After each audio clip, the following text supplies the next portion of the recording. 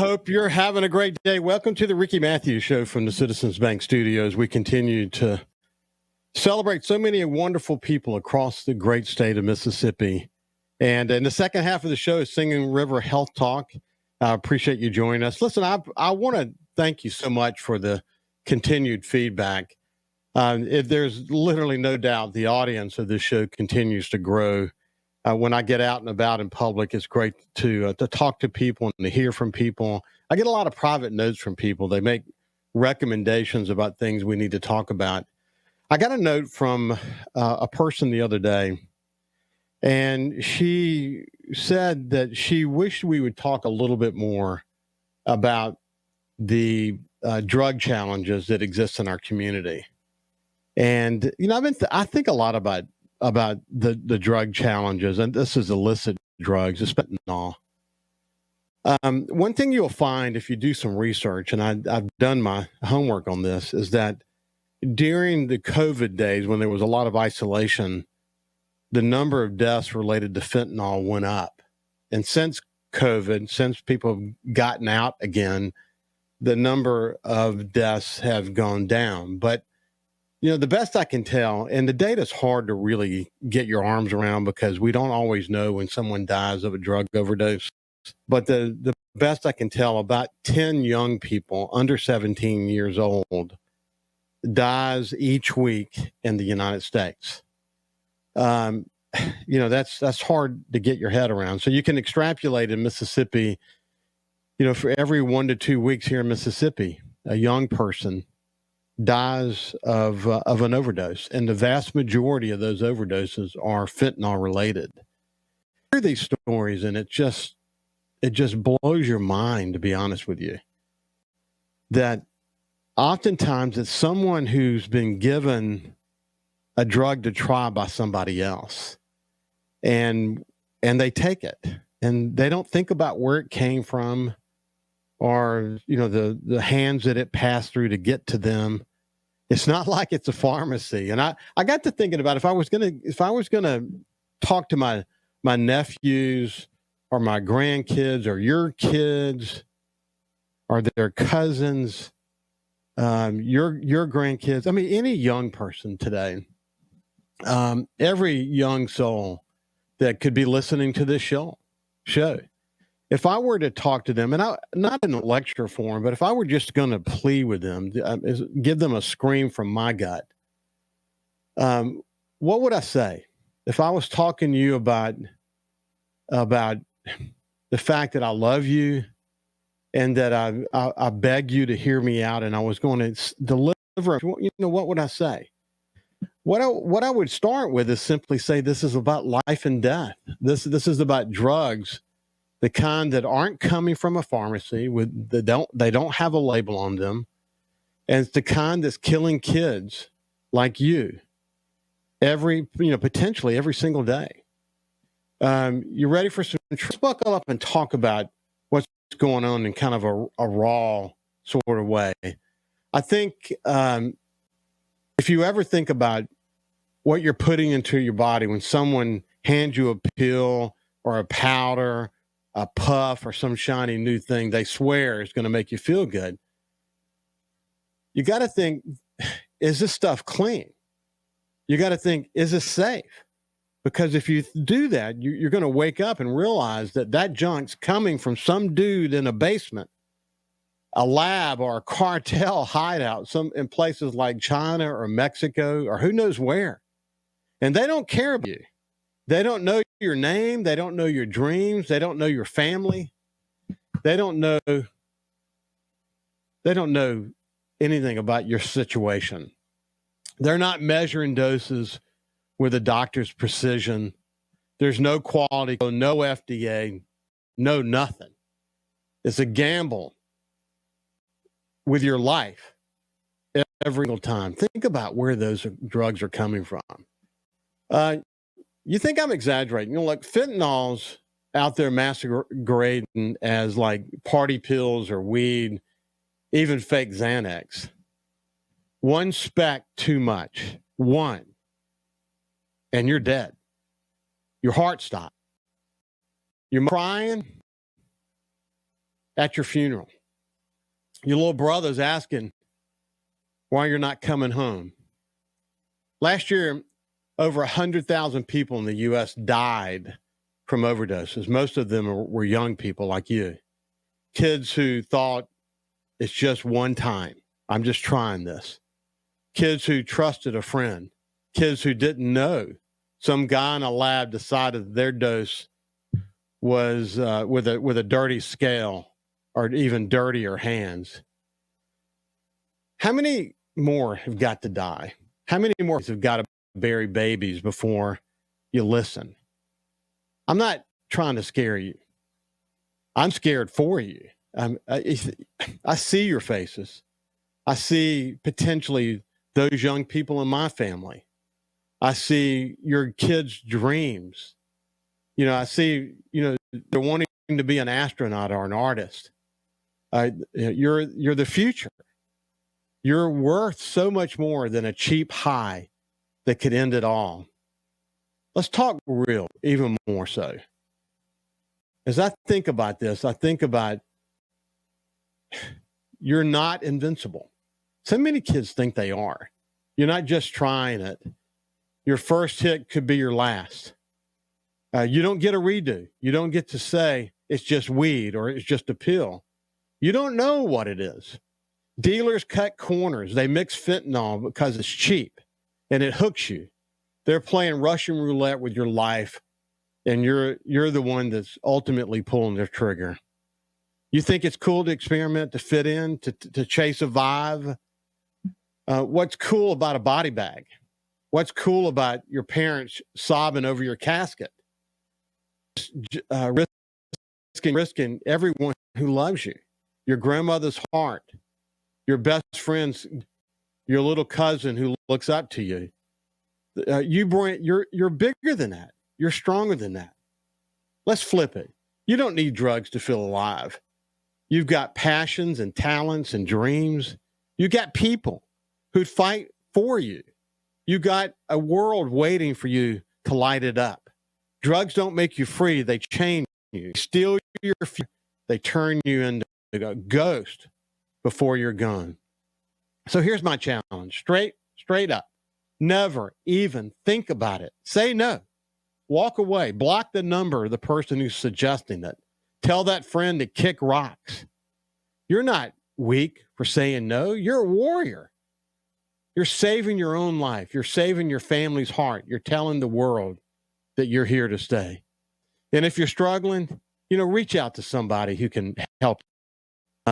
You're not alone. Call a hotline. Talk to someone you trust. Fight for yourself because we're fighting for you. So I'm begging you, don't try that stranger drug that decided in some dirty lab somewhere to give you the drug that they're trying to hand you. This is for your nephews, my grandkids, your kids, every kid around the world. I love you, man. Stay alive. Stay you. And, think about it. If I were talking young people, that's what I'd say to them. This image of this dirty lab in some drug cartel in Mexico or what might be happening in China and how they don't care about our kids or our kids' kids. And I'm thrilled to see the number of deaths across America going down. But when you consider that at least 10 a week across the U.S. are dying still, it's just truly, truly unfortunate. So that's what one of my callers asked me to think more about. And so, look, let's move over to my friend Kyle. Kyle, why don't you pull yourself into the fold? I think we got about 2 minutes left in this segment. But it is unfortunate how many young people continue to die across the U.S. because they're just trying something for the first time, and they really have no idea what they're putting into their body. Yeah, no, I can't imagine doing that. The whole landscape of where people get their drugs from these days have changed so much in the past several years that it just, it's coming across laced with stuff. And then people here are cutting it to try and make more product so they can make more money. So they're cutting it with even dumber stuff. And it's it's really hurting people. So yeah, you can't leave your life to chance because some dude's trying to make $1. And, it just, you can't avoid it. You can't, it's happening. You just, as a parent, the only thing I can do is try and lead my kids to make the best decisions and inform them of, hey, this is reality, not trying to hide it, not trying to scare them.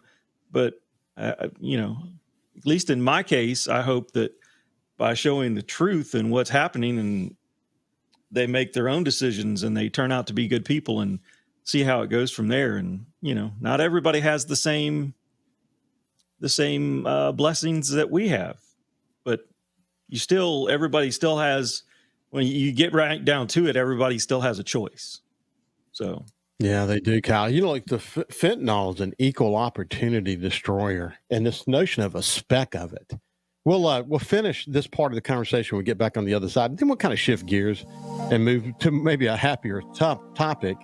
But I'd like to find out what's going on in Kyle's life these days. We'll see you when we get back.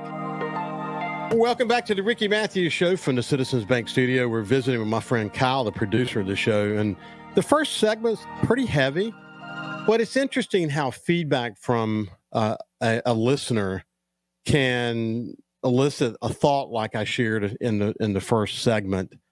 And that is, if we were talking to our young people and helping them understand just how dangerous illicit drugs can be, and to get them to think about where some of these drugs are being manufactured in labs in Mexico somewhere by a drug cartel who could care less about the doses. But think about this, even if they did care, by the time it passes through all these hands and they're lacing various drugs with fentanyl because it's cheap and it's addictive, by the time it gets to someone who has made the decision to take it, many people have, listen, I say many, no one has any idea on the illicit drug market whether what you're putting in your body is what they say it is. And when you think about how extremely dangerous fentanyl is, that a grain of fentanyl too much could kill you. And it's killing people every single week. 10 young people under 17 across the U.S. every single week. And that includes here in Mississippi. It's so incredible. So just to get kids to think about it, when someone approaches them and says, just try this, man, I hope we can get our kids to think twice about doing that. You hear it over and over and over again, where they weren't even a drug user. They just tried it for the first time and they died as a result. It's a tough one, and it's a heavy message. But again, a listener's note sort of prompted me to think about that. And, Kyle's point, you hope you can get the point across to your kids and your kids' kids, and you hope that you can get it to your extended family. I hope we can get it to an extended listenership, and you hope you're doing the best you can to get them to understand it. But boy, Kyle, it's a different world than we grew up in. When we grew up, might have been pot that everyone was so concerned about, but we only wish we had those problems today, man, with fentanyl. And then you wonder why the United States government is so focused on fentanyl and trying to reduce the imports of fentanyl into the U.S. It's a scary time we live in. Yeah, it's far different than the illicit drug landscape from 30, 40 years ago. Yeah, I'm glad I'm way past that at this point, because there's too many pitfalls. There's too many landmines to fall in, jump on these days. And it just, there's nothing about it that seems like, any type of, I don't want to say legitimacy, but there's nothing about today's landscape that makes me want to go, ooh, maybe I want to go try that again. No, I'm good. Yeah. I think this is one of the reasons, when we were growing up when we were raising our kids, we spent a lot of time focusing on who are their friends. And in an interesting way, man, because of sports and the things that we did, you're doing the same thing, Kyle. We chose who their friends were going to be. We knew their friends' parents. it's not like we were limiting them, but it's because we were keeping them involved in activities. My son's heavily involved in soccer and football and other sports, and my daughter, the same thing. We were able to really know if there was a bad apple out there or not. And, I think parents today are still trying to do that. But part of the challenge, I didn't have this when we were raising our kids, but certainly parents have this challenge today. You have this challenge today. Social media. I mean, one message that through social media can create a conversation that could lead to who in the hell knows what. And suddenly we've got a problem. I bet you think about that a lot as a parent. Yeah, the social media and the access that your kids, our kids, my kids have and had from an early age. And in a lot of cases, it's really peer pressure that puts it on the parent because they don't want to disappoint their kids. So yeah, we're going to get this 12-year-old or a 10-year-old a cell phone. In my case, my son and daughter, they had, the daughter was grown up differently than my son. There was 10 years difference, really. So I guess we could say we kind of experimented with my daughter, but it's not a joking matter. But we kind of, you learn, you try things and you learn and you overcome them and you do things differently. And my son didn't get a full-fledged cell phone until maybe 15, 14. I really honestly don't remember. But he had access, and you do your best you can to put parental guidance on it, and just really it's all about what the preceding 12, 13, 10, whatever years that you put into it. You hope that all of those lessons translates into what, because he has access to everything. A lot of times you just give them the device and you forget about setting up, say, parental controls or whatnot. So you're really relying on, did I get my message across about how to be a good person, what not to do when you're giving them full-fledged access to the entire world at their fingertips in the room. You have no idea. So, Kyle, it's so interesting. It's so interesting. Your point about in the previous 13 years, I had, of course, I have a place up in the Mississippi Delta, and the guy that really helped me get absorbed to the Mississippi Delta is a guy named Lee Abraham, who's a lawyer up in the Greenwood area. And he's a community leader, and he is very, very focused on improving the education system. And he used to say something in our conversations that I never forgot. And he said, we got to get to them before they turn 4, because after that, we've lost them. And that's an interesting statement, but there's a lot of truth to it, really. It has a lot to do with how they're being raised up until that point in their lives. And they're in such an incredibly developmental time in their lives.